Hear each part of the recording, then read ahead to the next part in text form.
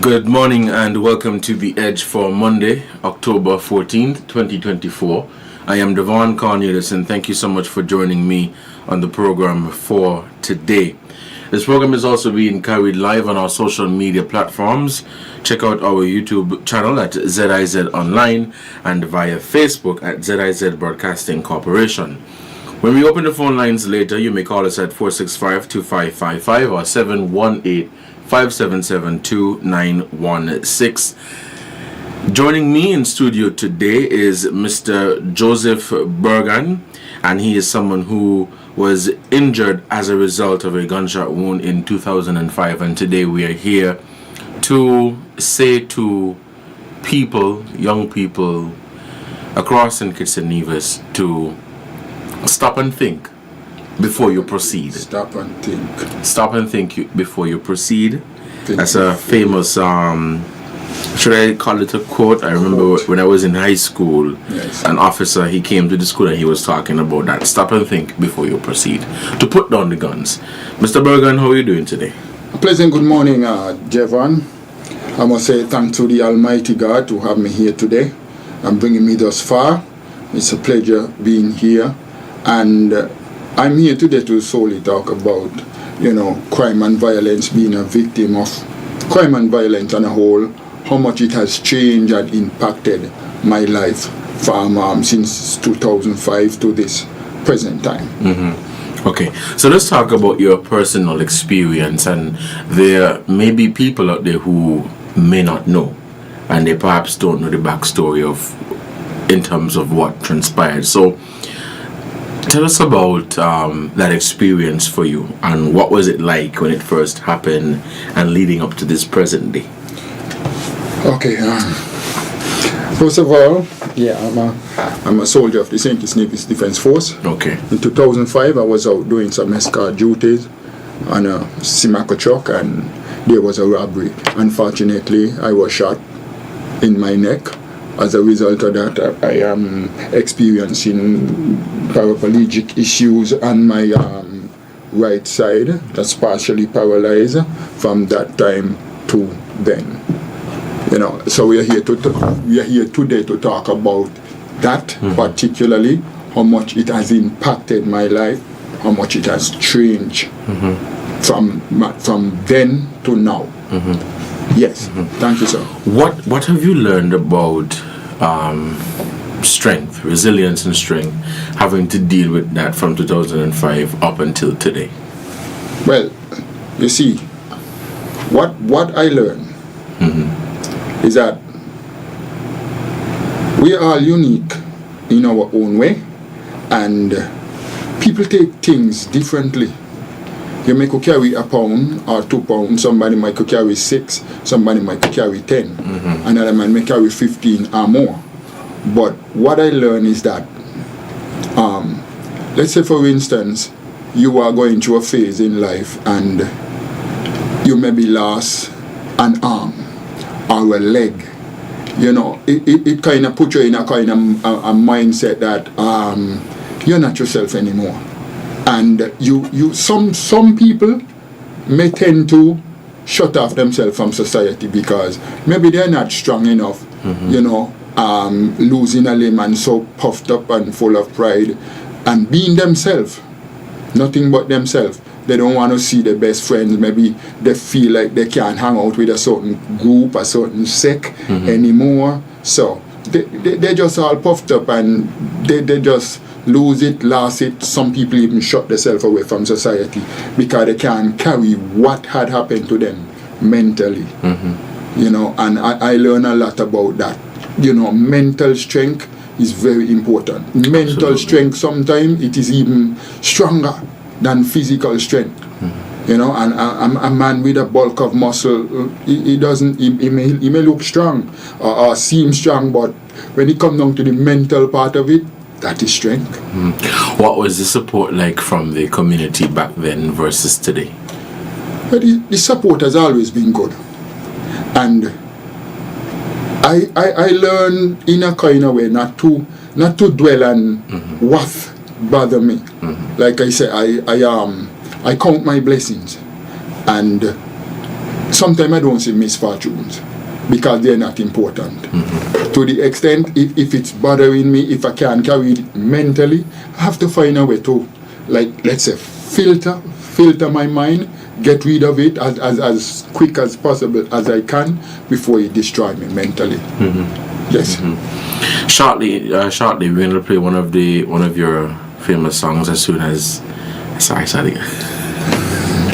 So we're going to play one of your famous songs, Put Down the Guns. Yes. And that message is a positive message, and is saying to people to done away with that life because of the negative impact that it could have on our community and society. Mm-hmm. And it's not doing us any good, to the extent that, this seems to be the order of the day, the reality of the present time, and we really have to look at ourselves and start pulling ourselves together. Mm-hmm. As a people, as a country, and as a nation at large.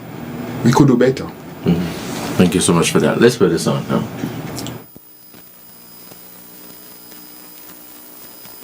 Navigator, and the name of the song, Put Them Down.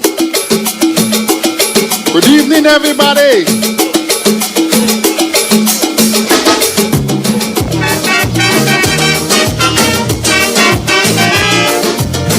Oh yeah, yeah.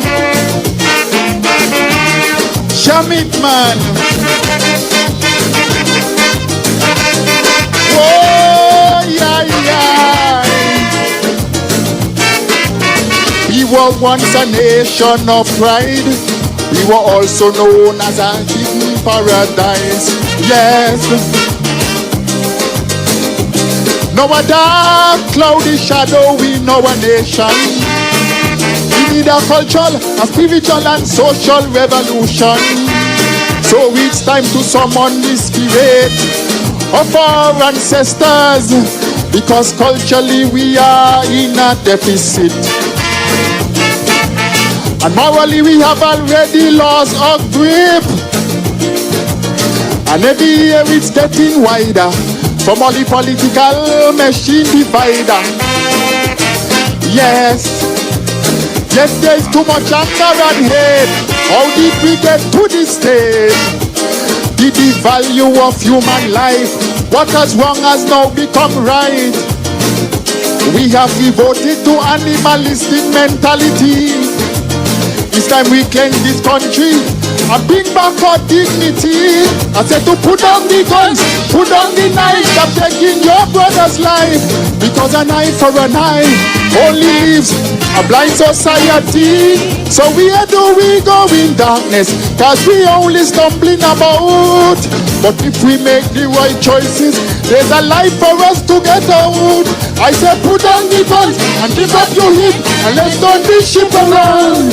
We have it in our history to overcome adversity.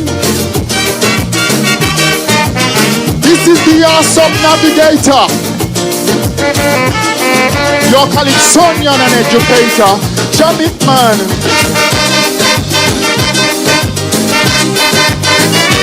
Whoa, yeah, yeah. Disrespectfulness and bad behavior has now become a part of a fabric and social norm. Yes.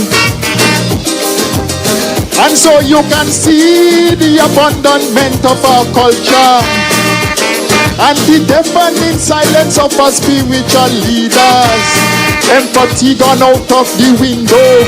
So now is pain and sorrow.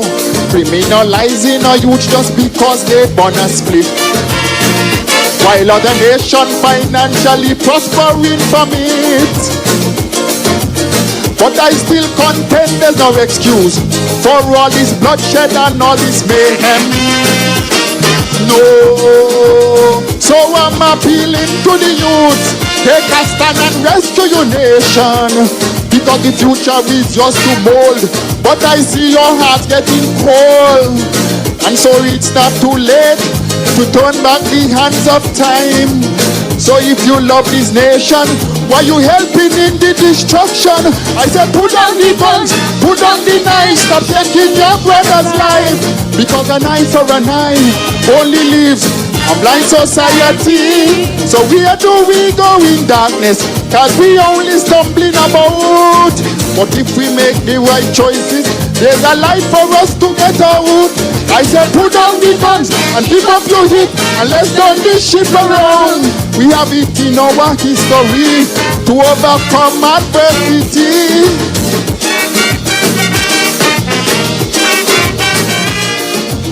Put on the guns and put on the knife. Mr. Bergen, tell me about that song and what inspired you to write it or to perform this song. Well, actually, normally I would work on my own pieces, but this one was written by Richie Bunting. He was once a former national king of St. Kitts Nevis, and when I reached out to him, he told me he had this song for a gentleman.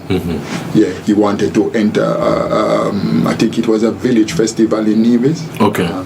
Yeah, so he showed me the lyrics and I said, Boss, this is exactly what I'm looking for. Especially the third verse for that song. That song fits right in the alley where I belong. Right. Yeah, because it speaks personally to me, my situation. He couldn't give me a better song. That song was perfect. Absolutely. On point. Yes. And it remains timely. Yes. It remains timely. Year after year, it remains timely. Yes. I was listening to the song, and as Jiki was saying after the I'm a Calypsonian at heart. Yeah. You know? I see. But I was listening to the song, and a few things stood out to me. I was here taking notes. Nation of Pride, Yes. Spiritual and Social Revolution. Yes. He spoke about the political divide where we have the football thrown around saying, well, it is this party's fault or that party's fault responsible for crime. The value of human life, where we no longer look at our brothers and sisters as our brothers and sisters, right? Yes. It also spoke about I like the part when it says an eye for an eye only leaves a blind society. And we could try the blame game around and blame you, blame me, he, she, and everybody. But the responsibility is all of us. Right. The responsibility belongs to all of us. You know, and we are to look at ourselves and see how best we can cope with each other, understand each other in going forward, and we could be a better nation. We lost our way spiritually, morally, and that's exactly what the song speaks about. Yes. Thank you so much for that. It's 11:14 and you're listening to The Edge here on ZIZ Radio 96.1 FM. I'm Devonne Cornelius and thank you for joining me on the program for today. And in studio with me is Mr. Joseph Bergen. And we're here to plead with our people to put down the guns, put down the knife, and find peaceful ways of resolving whatever misunderstanding that you may have had. And instead of resulting to violence, let's begin to talk about conflict resolution.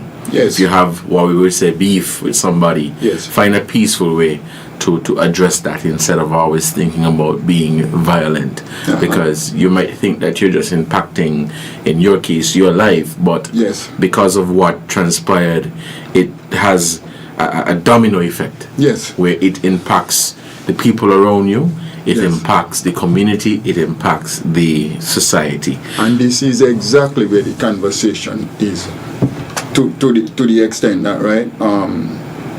Just imagine somebody shoot you, you may not get a chance to shoot them back because you dead. But whosoever shoot you, they have to watch their back because one of your friends or family gonna shoot them back. And you know, the repetitive cycle is just, you know, downright overwhelming and just sickening. How is it that we say we want peace, we say we want things to be normal, and we continue to call on our security forces and different agencies to fight crime, but at the same time we are the ones who are contributing to the issue? just what you just mentioned, and as the song mentioned, an eye for an eye only leaves a blind society. And at the end of the day, you're spinning in mud because you're saying, look, we need to do this, we need to do that to stop the crime. But if you lose a loved one or a friend, your first instinct is retaliation and revenge. That is not good.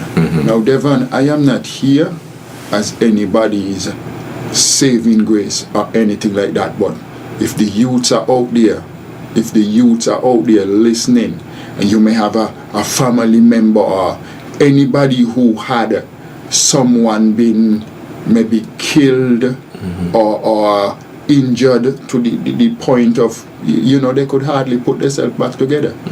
I want you to hear me carefully this morning, because when you say that my dad has been murdered last night, my brother had been murdered, my cousin has been murdered, now there is a trend that we are seeing women and children are being murdered.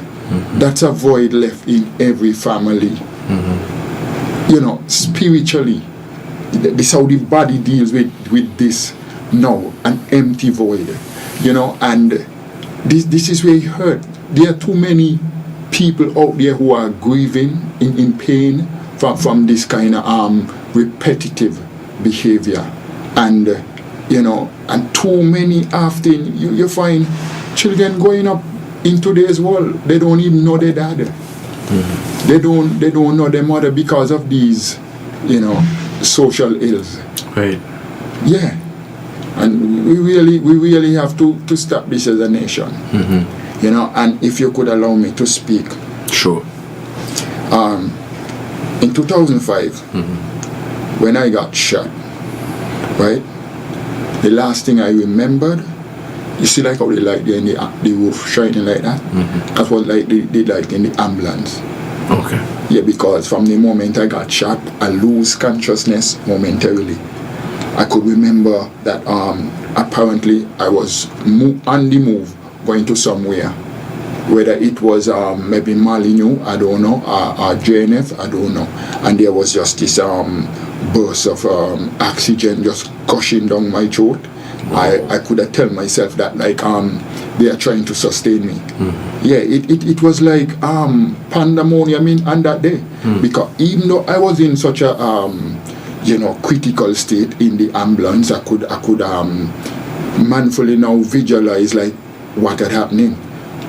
Because coming from a stage like that, there's blackness, there's darkness, and now getting some form of like they're trying to revive me. And I didn't know what time I got to JNF. I didn't know what time I got to the facilities there for them to start, dealing with me and do whatever they have to do to get me, and life support and so.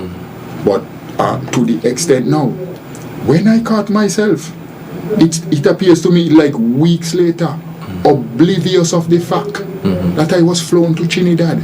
Wow. I was receiving further medicals there. Apart from that, and this is how severe the situation was. From a gunshot wound, I think now I had a serious case of pneumonia. That was even more severe than the gunshot, and they was treating me for that as well. I seen people like dealing with me or doing whatever they have to do to see about my well-being, and I could have barely communicate with them, hearing them, seeing them, but most of the time I'm out of it. I know like sometimes when they are bathing me or they are dressing me or trying to maybe fix me up to go to the theater to get whatever they have to do with me. And this is why I'm here this morning, because I don't want to wish this for nobody. I don't want to wish this for nobody at all. It was a very ugly situation, a horrible experience, and I can fathom the fact that what is so sexy, why our youths are just wasting one another, one time I was reading a book, and I came across this quote, like you said, I never seen so many men, just wasted men. You know, it was speaking in relation to a war. A man went up in the mountain, and he was running from a civil war, and he looked at all those men down there just killing men. So he said, well, I never seen so many men, just wasted men. Men just killing men. What's so sexy about that? I don't find nothing in just being just getting dead, getting yourself killed, being sexy. There's nothing absolutely sexy about that. It's horrible for a people, a nation, and a country. Thank you so much for sharing that message to our young people. And people in general, what would you say to young people who might be tempted to pick up a gun or engage in violence? You see, young people, we sit down and we farm gangs and we plan crime. To farm gangs and plan crimes, you got to be brilliant. Because if you're going out to murder somebody, you're thinking about, you don't want to be caught. If you're thinking about going to commit a robbery, you don't want to be caught. Right. So that's to show the level of intelligence these youths have. You know? And they know every nook and cranny. They know when the soldiers come in, they know when the police come in. So sometimes when these things done, executed, police and soldiers arrive. You know? So I would like to say my appeal to the youth this morning, before you sit down and farm gangs and farm crime, think about how you can better your community, how you can better your society, how you can better your family. There's so many things out there you can do, so many things, you know, we are in an age of technology, we could be creative, we could be innovative and motivate ourselves and push ourselves and elevate our family and a whole. Yes. Thank you so much for that. I love the message that is being shared with our young people today. As we were talking about earlier, whenever people engage in, let's say you have some, as we would say, beef with somebody, unfortunately I shouldn't say natural, but unfortunately the first thing that people think about is to get violent. Yes. Whether it is to pick up a gun or pick up a knife, but they're just thinking of getting violent and wanting to engage in violence, forgetting what impact that could have on not just the person, Right. but on their family. Yes. And the negative impact where their family and or friends, close friends, Yes. may be thinking about revenge. Yes. And so you might think that, well, I just went and I harmed John Doe. But no, you have put an entire community in Yes. against you. Yes. Or you've risen an answerness or whatever you want to Yes, call it. So indeed. it's important for us to understand the implications of our actions, and it is really important for us to, as I was telling you earlier, we stop and we think before we proceed. Yes. Think about what could possibly happen. You made a very interesting point that people who go out and engage in these activities, most of them are very intelligent. Very. For you to sit down and plan a crime and say, well, I'm going to do this, whether it is murder or whatever, you're telling yourself, well, I don't want to be caught. Exactly. And so you sit down and you master a plan. You put together a master plan as to how you're not going to be caught. So my thing is, put that intelligence into something positive. Whether you learn a skill or a trade. That's my message. That is my message. And I would say, man, it hurt every time I have to talk about this thing. Look, when I was in my critical condition, I could have seen myself so low that, you know, at one point I thought about, I don't talk about this much, but at one point I thought about killing myself. Because mentally I hadn't had this thing down pat. This thing happened like when I'm 29 years, 1 week before my 30th birthday. Wow. I my life just changed completely, rapidly, but I had to get myself together, because mentally, man, it was like a hurricane in my head. You know, and the first thing I had to do is to, you know, accept what had happened. The second thing I had to do, start adjusting. You know, and it started coming in. But while I'm trying to work with myself mentally, he had this gentleman. He came and looked for me, and he had just lost 2 sons. Wow. 2 sons in a double murder. And you know what he said to me? Kind of put what I wanted to put together mentally in my head. If he could have seen one of his son in my condition, it would warm his heart. And that in itself, those words were very powerful to me. I used them, put on what I had to get myself mentally in the position where I am. I use his words and my words and the grace of God to push me forward. I thought what he said was very powerful to me. Because not 1, 2 sons in a double murder. You know how ugly that is? I'm happy that you mentioned, and thank you for sharing that. Looking at mental health, and you know, we recently celebrated World Mental Health Day on October 10th. Yes. I find that here in the Caribbean, it is a very sensitive topic where It is. young people, people in general, we don't take our mental health very serious. And you made the point early on in the program that you could have a man with a ton load of muscles, Right? but he's weak because his mind is not strong. Correct. Right? And so we are afraid of society categorizing us as crazy if we try to go and seek help. Yes. And it may be professional help where you sit down with a psychologist, or it could be just you talking to a family friend, or talking to some stranger that you don't even know. That's true. But you sit down and you vent and you talk about your challenges, Right. and they listen to you.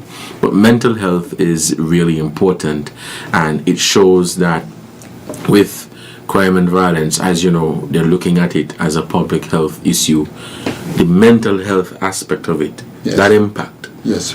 the trauma that is caused when someone loses a loved one to crime and violence, or even if that person does not die, but they are significantly impacted by that. Yes. The trauma that is caused, I don't think we understand the seriousness That is true. of it, you know. So thank Yeah. you so much for sharing And, that. and I would like to add, too often when there is a murder, we chastise the general public, we chastise the government and everybody else who we could chastise.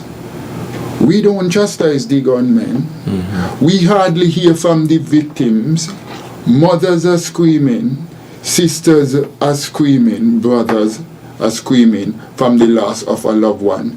Sometimes as far as your workplace is impacted, because based on the relationship you might have with Tommy or Johnny or whosoever, you know, maybe everybody may not pull themselves together for maybe the next 3 days or so to start picking up the pieces and move mentally again. The work has to go on. Right. It's just that we are impacted by something mentally.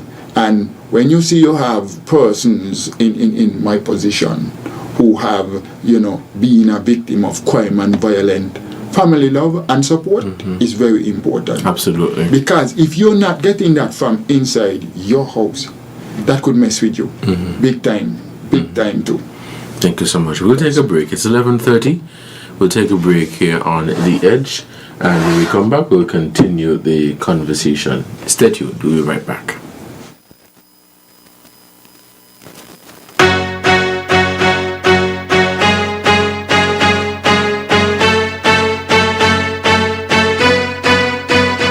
Join us in St. Kitts and Nevis. Over 5 decades of uniting culture, music, and spirit in one unforgettable celebration. Here, the energy is infectious, the vibes electric, where every corner of the island pulses with life. Sugar Mass 53, St. Kitts and Nevis National Carnival. December 13th, 2024, January 2nd, 2025. 20 days of non-stop carnival revelry. It's the only place to be. Sugar Mass 53. But Jeff, you living already, boss? You sure you could drive after them drinks? Yeah, I could handle it, Ain't too far from here. I'm gonna take me time.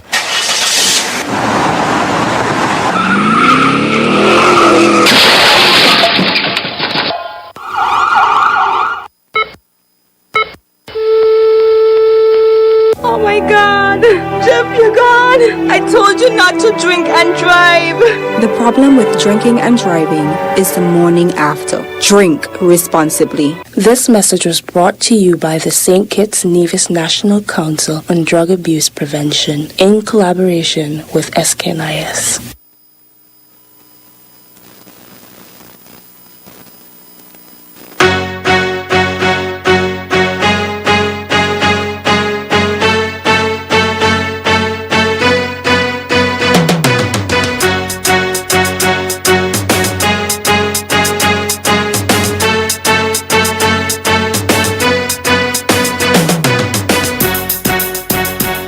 Welcome back to the Edge here on ZIZ Radio 96.1 FM.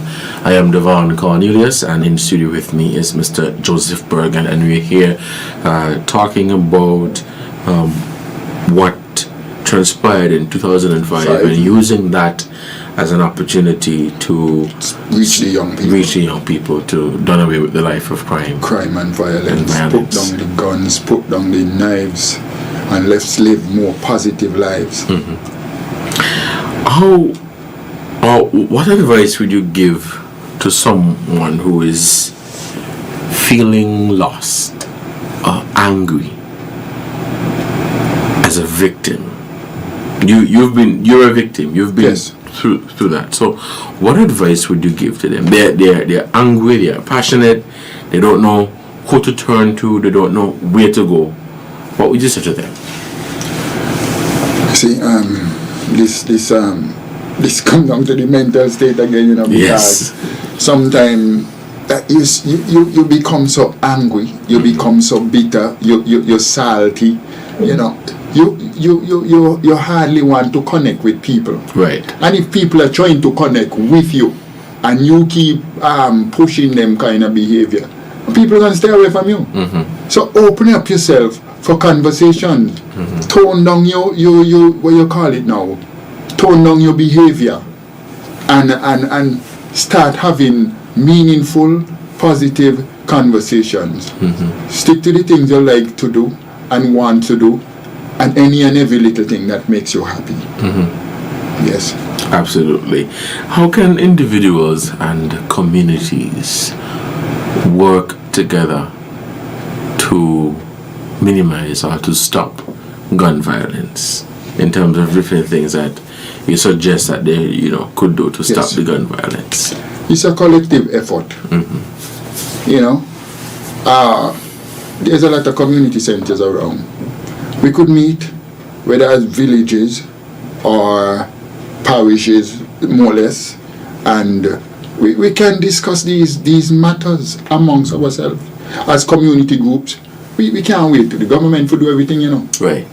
We come together as community groups and we talk about what is affecting us and how we can fix it. Mm-hmm. And you can get a lot of results out of that. And maybe by meeting Peter might find some ways to forgive Johnny. Paul might find some way to forgive, Peter, because we are now working together for a change, a meaningful change. And if we could push that as a community without the involvement of government or civil authority, mm-hmm. I think we're on a good path. Mm-hmm. I absolutely agree with you there in terms of not waiting on anybody to do anything for us, and we know we can do ourselves. I think if we have that mindset and we actually do it, you would see results faster. You'll see results sooner. That is true. Rather than sitting down and waiting on somebody else to come and do it. Yeah. This issue of crime and violence, specifically violence in terms of gun violence and knives and all of that, violent crime, it is something that you would hear is everybody's business. Everybody. In the sense that we all have a very important role to play in dealing with this issue.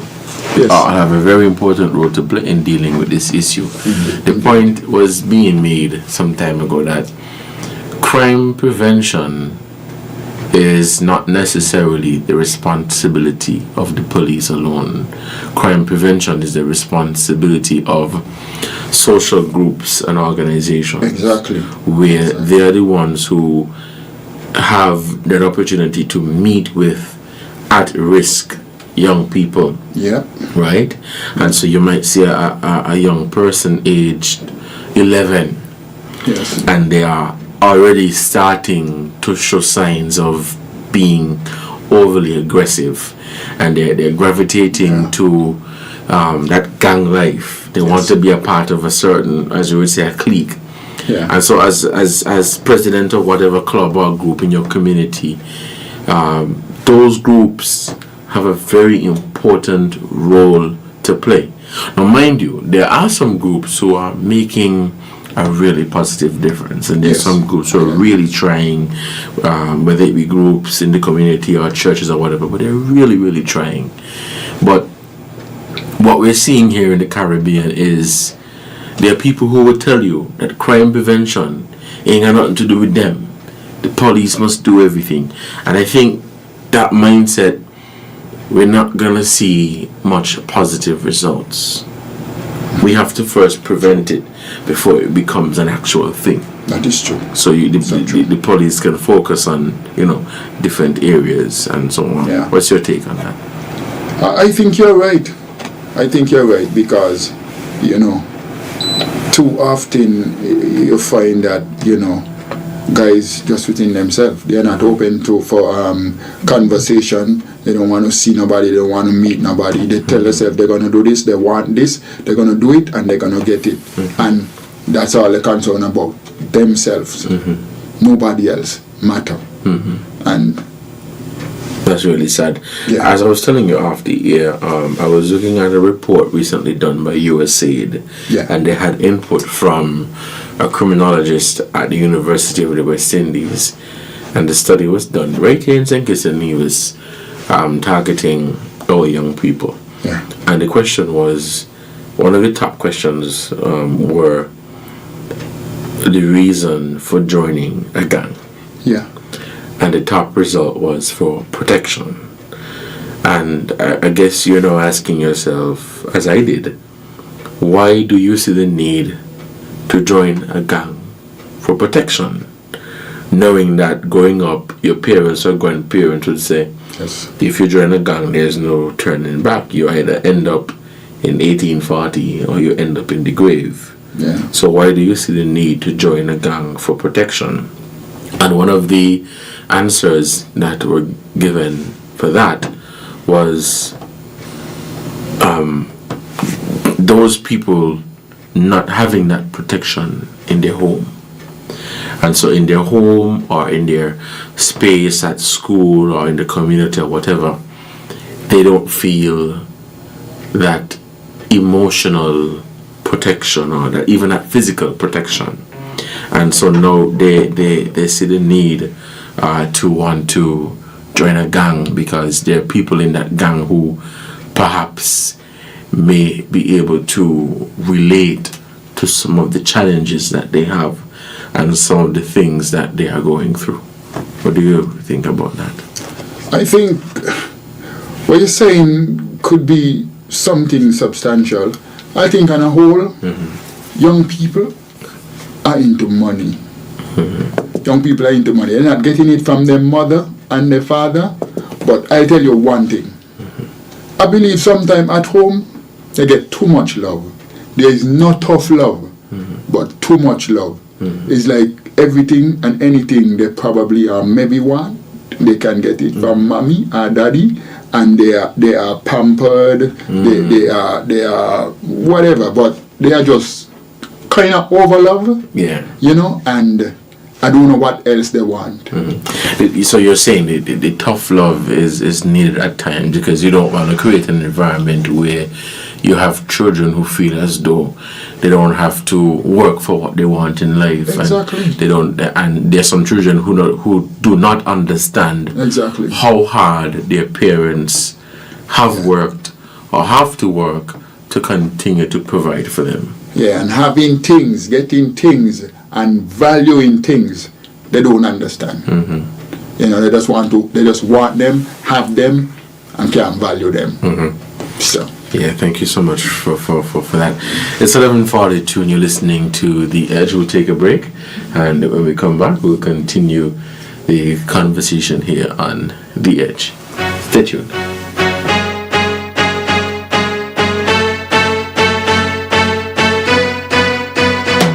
Guess what? What? September 2024 marks the official start of Aspire. And our government has a super cool gift just for us. $1,000 in saving and investments. $500 will be held in a savings account. That will go as you go.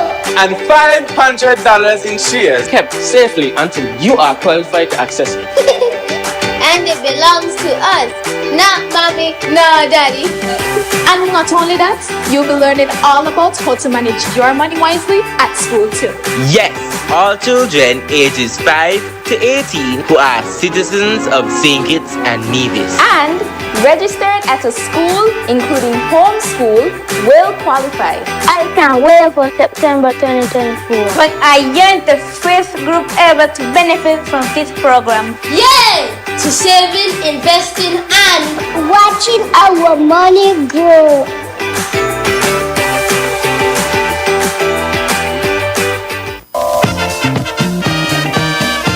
Hey, guess what? It's Radio Market. Call in and sell your merchandise. You can negotiate, give and trade. Tune in from 10 in the morning until. We on radio, internet and TV. Like us, share us and subscribe to ZIZonline.com. And remember, we don't sell nothing over $5,000, eh? Call we. ZIZ Radio, giving back to the people.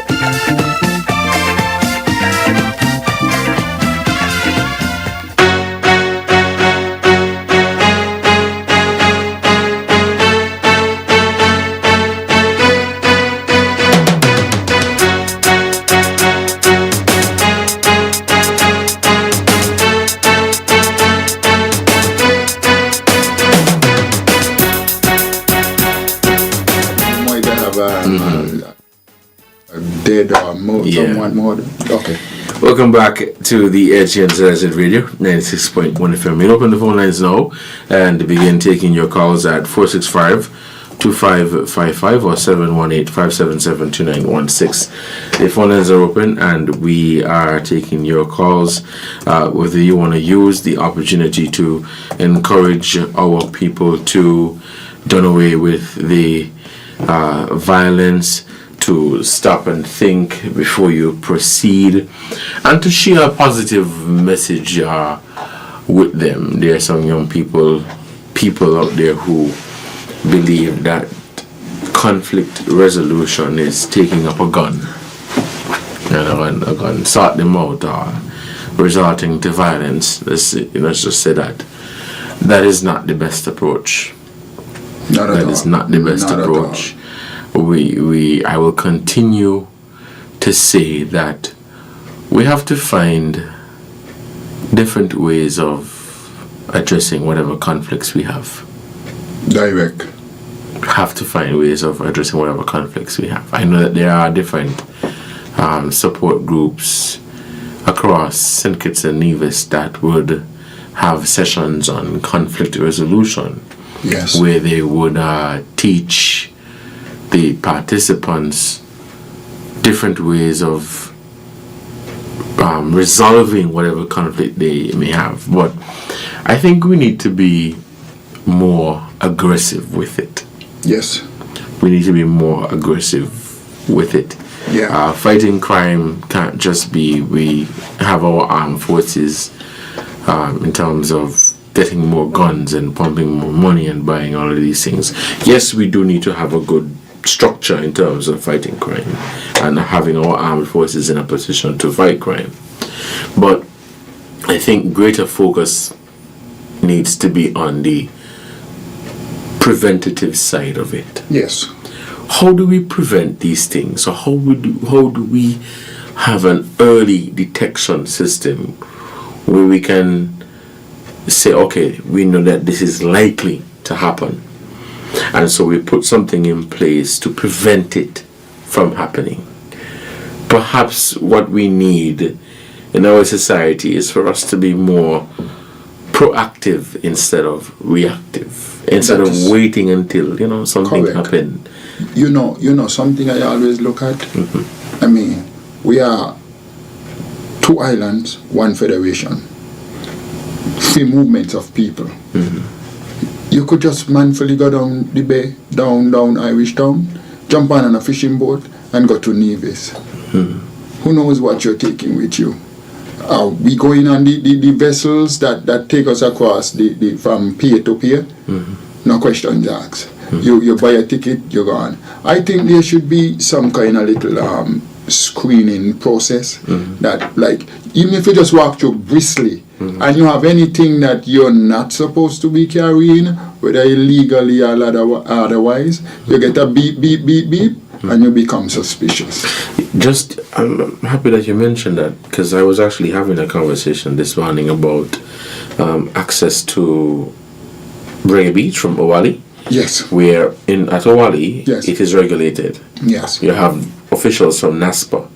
But at Reggae Beach, it's not regulated. You could just show up and come off the road. Exactly. Right? But a few months ago, I think it was early in the year, the police and I think Defense Force soldiers, they were down at the Bastifer terminal. I think this was during Culturama. And some people were heading over to Nevis, and what they did, they conducted their usual search and these different things. Some people appreciated that effort, that the armed forces are thinking, because it's a very busy time and people are moving back and forth. Other people were outraged. Why are you guys doing this? You're making people feel like a criminal. But I'll say this. Criminals do not walk around with a name tag. Not at to all. say, I am a criminal. Yeah.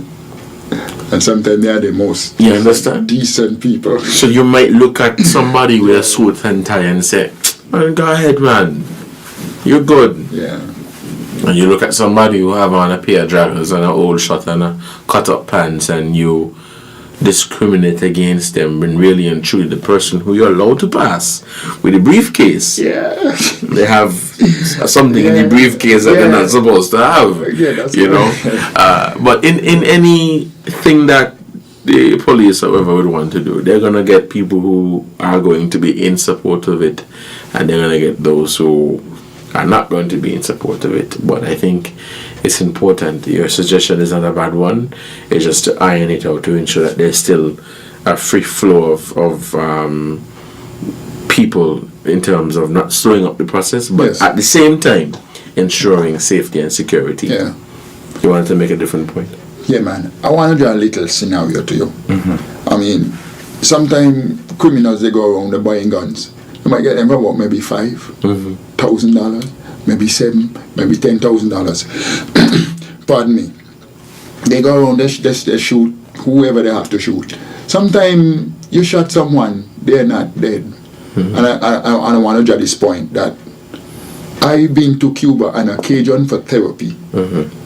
And one of my sessions cost me like $8,100 US a month. And you see, a gun might cost you $5,000, $7,000, $10,000 EC dollars. That's like $21,000 EC dollars a session a month. And this is the reality of guns. Sometimes people don't know the after effect that come with guns, especially when you have to be spending your hard-earned money to stitch yourself back together, to rehabilitate yourself to that point where you can now be independent again. Yes, sir. That's the harsh reality. Absolutely. I think we have some callers. Do you have any callers coming in? Okay, the phone lines remain. I think I saw. The phone lines remain open, and we're taking your calls 465-2555 or 718. Okay, we have some callers now. Hello, caller. You're on the air. Good morning. Hello. Hello, caller. Good morning. You're on the air. Okay, we're not getting that call. Hello. Greetings. Yes. Good morning. Yeah, give thanks to the reason. We just tune in. Give thanks. Very informative. You know, criminals no fool neither, you know. So, good suggestion we just make about the checking in the, you know, from one place to the next in the federation. Because things happening, you know. Because we ain't checking. But criminals no fool, you know. So even when the checker go on, them don't get the word said checker go on, you know. Intelligence. Yeah, you understand what I say? Yes. Intelligence. So them just do what them have to do and avoid being caught. So, you know, yeah, they have to think for them and think for us, you know. But we really need cleaning up and we have to step on it. We just have to step on it. Step on it. Just like all the other Caribbean way to go on, we just have to step on it. It have to stop. This black and black killing have to stop. Have to stop this gun thing, this dangerous weapon in Vivis. What we don't make them. We do not make them. And I do not see why we can, the region can collectively challenge them and those who make them things. Yeah, give thanks to the reasoning. Give thanks. Blessed love. Best wishes. Thank you so much for your contribution. The phone lines remain open and we take your calls at 465. Oh, we have a caller. Hello, your caller on the air. Good morning. Good morning. Pleasant day's wish to you all up there. Same to you. My fellow past villager and friend, Miss George. Good morning. Well, how are you? I am well, thank you. And yourself? Yeah, I'm all right. Giving thanks to my life. Praise the Lord. Pains and aches we are, but we are alive. Mm-hmm. Good program. The good thing people to be listening to you there. Who know you? Let them know you was one of the #1 Macajombi. And you used to have to look you up until you can fall. But you know, God have you there for a purpose, you know, and to see what takes place in you, and you went and forgive that person and you're talking about it to say, well, you know, you give vengeance to God, but everybody don't do that. And on the other hand, I want to also say morning to our good friend here, Lenny Ackley, who is the same way just like you, similar to you. God will take care of you all, and I pray for you all the time. And nice to see you now and again, whether at Carnival, when you're going to sing your song, I'm there to support you, or at cricket, to still enjoy life. You know, because you have life, and you still enjoy life, so God will take you. Thank you. The good works. God bless you. All right, thank you so much. Let's head back to the phone and we'll take this call. Hello, caller, you're on the air. Good morning, Devonne. Yes, good morning. How are you doing? Not too bad. Good morning to Josie Hogan, better known as Navigator. Good morning, Mike Navigator. Now I hear listening to the program, and it's interesting. And I like you, some comments you make about young people and everything and whatever. Now look at it now. You know what cars, one of our cars were going on in this country? Our people looking down upon one another. Some of us forget where we come from. And as soon as we reach a certain way in life, we look down upon this person, we look down upon that person, because you're in a certain, you reach a kind of position you're into.